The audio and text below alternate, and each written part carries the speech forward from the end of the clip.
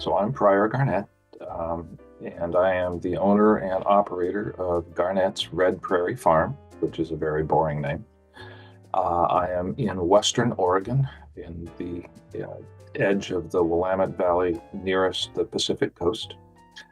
The farm is 92 acres, of which 60 is in fields. The rest is woods and other stuff.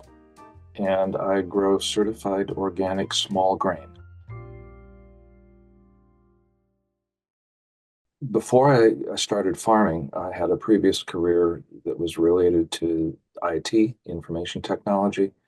And as a result of that, I became very comfortable with a few IT tools that I now use extensively in my operation, the primary one of which is a spreadsheet. So I don't use the standard suite of Office tools. Instead, I use the free and open source software suite that's called LibreOffice, a breakout from OpenOffice. And I have found that that suits my needs very, very well, and suits my pocketbook pretty nicely too.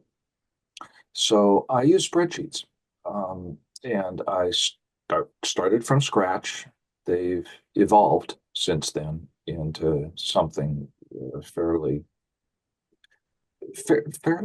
useful for me and the mentees that I've worked with in the Northwest TOPP program. So this is one sheet of my spreadsheet.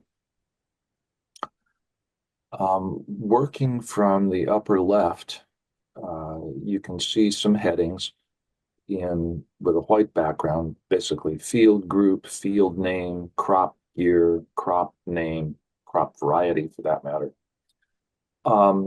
And basically that's what I'm growing in a particular field. I've got data that goes back to my very first crop year, which I think was 2017. And what I'm showing you is one field, 1 year, one crop, just to not get overwhelming.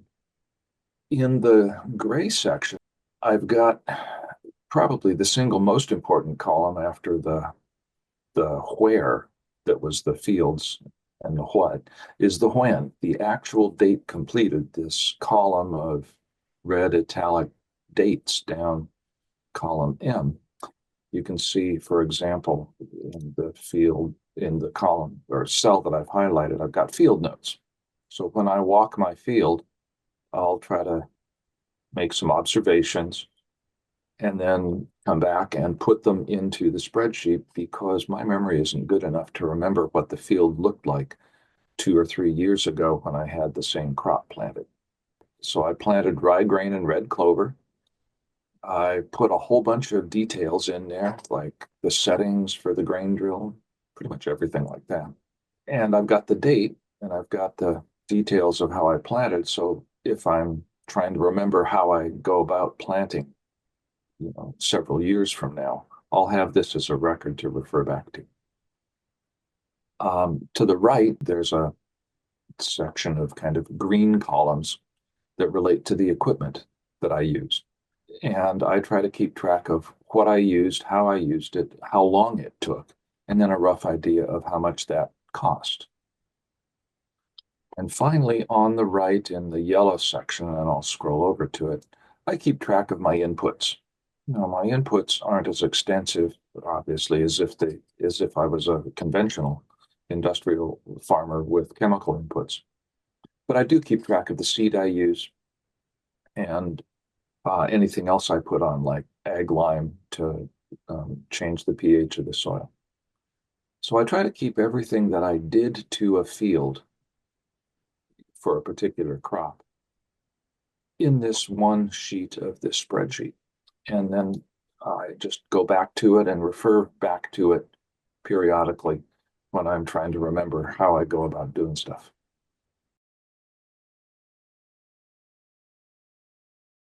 Well, as you can tell from the color of my hair or non-color, I'm old and I am forgetful.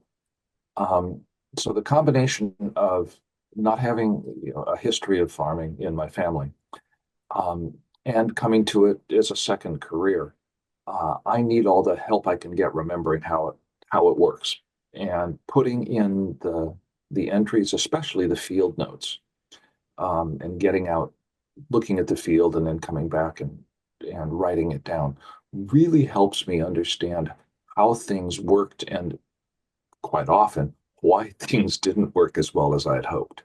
So I find that very useful. It's also wonderful to have this data when I'm having my organic inspections. I have been able to go through the record keeping elements of my inspections fairly smoothly, just because everything is in one place. I know how to find it. The bigger benefit to me is knowing that I'm not going to have a lot of to-dos later, dig through to find documentation and send it, or explanations to make because I couldn't explain, something that the inspector asked about. So the inspections, the record keeping part of them, it's a one and done thing. And I really like that. Yes, this spreadsheet definitely evolved over time. It started off as a spreadsheet with a single sheet in it, called field operations, the one we're looking at right now. And it basically just had the fields, the crops, and the dates and what happened. Not long after that, I wanted to keep track of my equipment costs, to get an idea of how much a particular crop cost me in terms of fuel, the equipment cost, the amount of time that I spent on it. And so I added those green columns called equipment.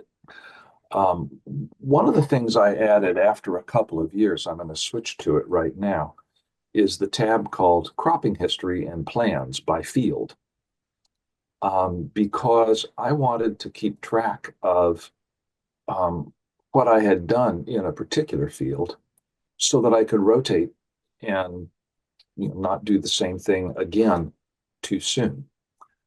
So here you see, a different sheet, same file. On the left, you've got the crop year and the season, and then across the top, you've got the different fields that I operate in. You go down it, you'll see that, and maybe I can zoom in a little bit to make it easier to read, but I've got for each field and each season what I did. I added this sheet because, again, I needed to be able to refer back and remember what I had planted in a particular field, and I couldn't rely on my own memory to do that. Well, that's one of the things that has evolved in my operation over time. Obviously, when starting out as a farmer, I had to buy seeds. And because I was certified organic from the get-go, I was looking for certified organic seeds. Sometimes I could find them, and sometimes I couldn't. And when I couldn't, I then had to rely on non-GMO, untreated seed stock and document the fact that I had tried really hard to look for certified organic seed. So let's go to the inputs tab for a minute. And I'll just scroll up to the top so we can kind of get an idea of what's here. Back in 2015, I started by buying some triticale seed from Weaver Seed, to plant as a cover crop. That was the very, very first time I planted anything. It was actually before I had any equipment. It was not organic. It was organic. In fact, it was approved by Oregon Tilth. But then you can see that, I planted a cover crop of cowpea and buckwheat. I sourced that seed, as organic seed from Green Cover Seeds in Nebraska, and I treated it with, an inoculant for the cowpea. And then over here on the right, you can kind of see that I've got a couple of columns called approval documentation and receipts file name. And that's because I don't do paper record keeping at all. I find it hard to basically store it, and also hard to find stuff compared to taking a picture of it and then saving the picture. So when I bought the cover crop mix from Green Cover Seeds, I took a picture of the receipt and put it in a file and put it in my receipts folder and left it there. And it's still there now. We could go and look at it now if we wanted to. And that goes for all of the other inputs that I've ever used. Now the list gets shorter and shorter as we get closer to the current day because I'm not buying as much. You can see, for example, I had to lime my fields to raise the pH after many, many years of their being used in conventional production. And so I got limestone flour lime. It was listed as organic by Washington State Department of Agriculture. I made sure that it would be okay by contacting Oregon Tilth and checking with them first. Now, I recognize that being, a small grains grower, my list of seeds and inputs is much, much smaller than, say, someone who is doing a market garden or vegetable production, for example. It's just a matter of scale. Um, for me, at least, doing it in a spreadsheet with soft, pictures of the receipts um, saves my time, and I can spend more time planting my crops, walking my fields.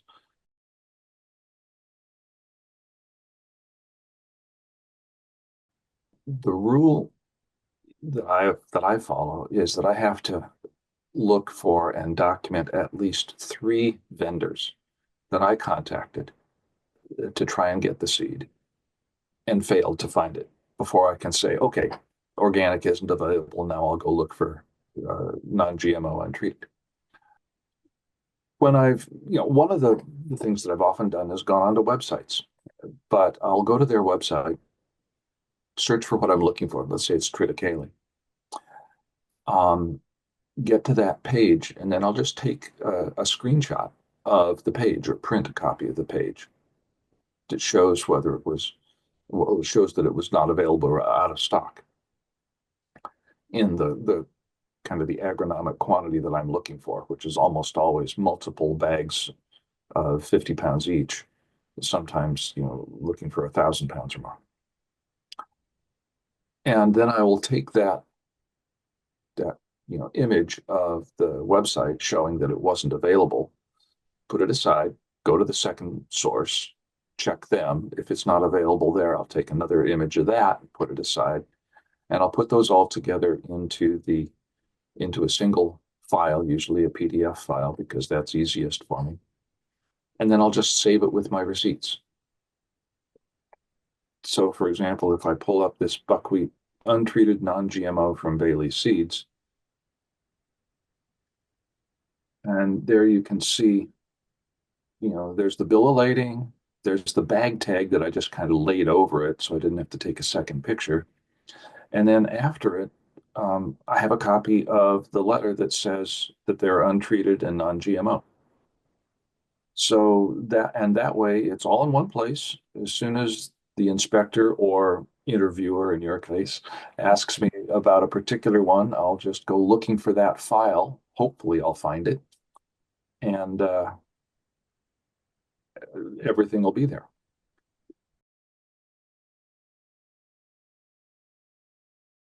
We were talking about the buckwheat and cowpea cover crop, which, by the way, was a complete failure as far as the cowpea went. Uh, my good neighbor, Mike Moritz, brought his tractor and borrowed Keith DeYoung's grain drill to drill that in. And so you can see the equipment clean out here. I thoroughly cleaned Keith's Great Plains grain drill with water and air, and we dried it out because it was used for conventional and fertile and treated seeds. And so I've got the date that I did the clean out, the person, that was me that did it, and how I did it. There are times when I was being very careful or when I was operating on um, land that was neither certified organic nor transitional, where I would clean equipment after operating it on that ground, and I would document that there as well. My operation has since evolved where I really won't operate on ground that has prohibited substances on it or have recently been on it. So I don't feel the need to do those cleanouts as often. Oh, heavens, yes. Yes, I keep track of how much goes out and how much comes in. Uh, if I filter this to just show, for example, wheat, we can see a couple of rows where I've got scale tickets for deliveries to grain millers, which is the mill in Eugene, Oregon, that I sell the bulk of my crop to. And I've got the dates that I made the deliveries, the load numbers that they assigned, the ticket numbers that they gave me, and the weight. And it was, of course, delivered uncleaned.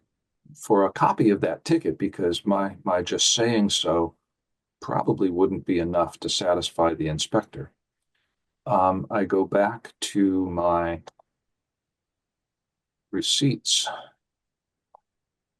So in my farm receipts, let's say I was looking for a scale ticket. Well, I'd probably just search for the word ticket, hoping that I would have put that word into the file name. And sure enough, here we have the grain miller's scale ticket for the load number 2. And when I double click on that, and of course share it with you, you'll see that I took a picture of the scale ticket and put it in my receipts folder and then threw away the paper. And the number at the top, B123294, would correspond to the scale ticket number that I'd put into my spreadsheet. The weight would be the same, 16,840 pounds. Anything they ask for, I will dig and find if I possibly can. And I've been fortunate in being able to actually satisfy those requests. It's a way of making the inspections go faster and cleaner, um, and developing a level of trust by the inspector in my record keeping and my operation. All right, so when the inspector visits me anyway, uh, they do two kind of deep dives into my records. One is called a mass balance, and the other is called a traceback. Uh, the traceback looks at one of my crops and follows it from the end when I sell it to the beginning when I plant it, and is looking to make sure that I did things according to organic practices and can document it. Um, and so I keep receipts for the seeds. I keep records of the field operations. I keep records of when I sell it and to whom and how much, and for my own purposes and for how much. Um, and then I just show that to the inspector. And of course, I do that for every single one of my crops because I never know which one the inspector is going to pick. So that's the traceback. And that's really just focusing on, am I really doing organic correctly? And a mass balance is balancing the mass, basically showing that the arithmetic works out so that if I sold 55,000 pounds of certified organic wheat to the mill, I actually grew 55,000 pounds of certified organic wheat, which is looking at how many acres did I grow it on? What was my yield? What are the records from my harvesting equipment? How long did it take me? If I say, that I harvested 55,000 pounds in 2 hours, That's not something my equipment's capable of. And so there again, it's looking to to me to show that I actually grew all the stuff that I sold. That's a mass balance. And as a grain grower in particular, I care a whole lot about mass balance audits being done rigorously and correctly because that's avoiding cheating, where a grower that has maybe a mixed operation uh, will unethically and wrongly sell more certified organic product than they actually grew.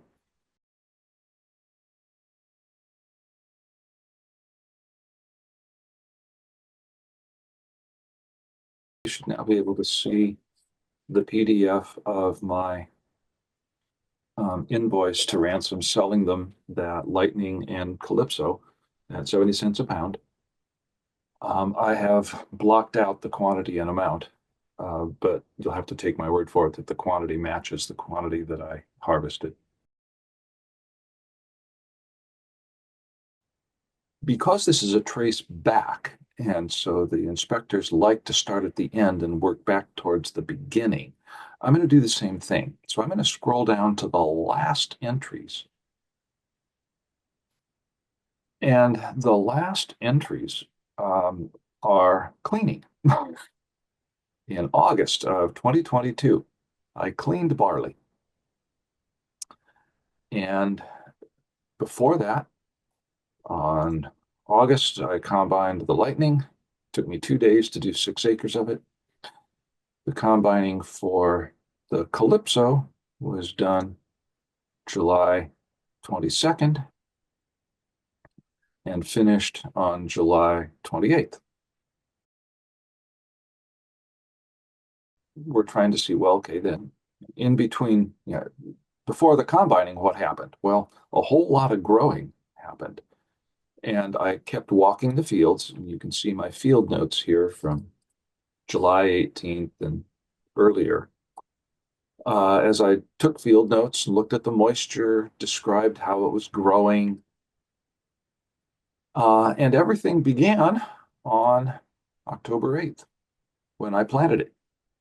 And I planted the fields using my seed drill, pulled behind a culti-mulcher, which is a roller and packer. And I have here all of the details that I could ever hope to need in the future about planting barley. The settings that I used for the seed drill, the seeding rates, um, all that information. If I'm lucky, I will have also included the seed sources, the inputs. And hey, look at that, I did.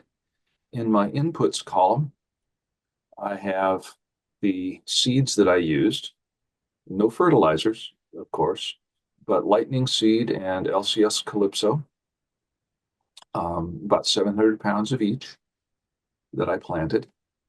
And of course, because I keep all this stuff, I should have in my receipts folder the PDF files or other files with the receipts and bag tags and other stuff for those two seed sources. And this is in real time what I would be doing with the inspector. I would be saying, okay, so there's my spreadsheet. And now you want to see the receipt for that, of course. So let's go see if I can find a receipt for Calypso. So now if I do a search for Calypso, it's easy peasy. I end up with a file, a PDF file called Barley, Calypso, Eastern Colorado Seeds, 2021-10-05. And there's the statement that shows the seed that I purchased. There's the bag tag or the bill of lading. And there's the bag tag. And you see that it says untreated Calypso. And that's my documentation that it's untreated and non-GMO.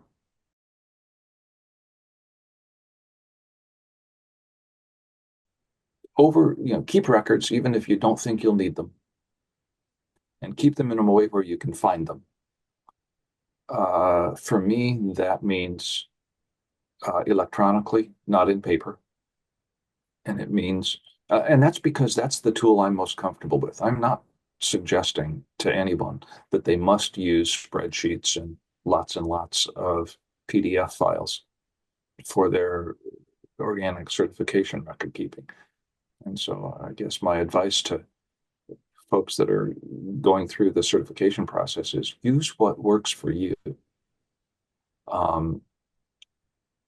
You learn new stuff, and if you can learn new tools that work really well for you, well, great, do it. And if the tools that I use are the kind of thing that would work well for somebody else, I'm happy to share them. Likewise, same to you. Enjoy.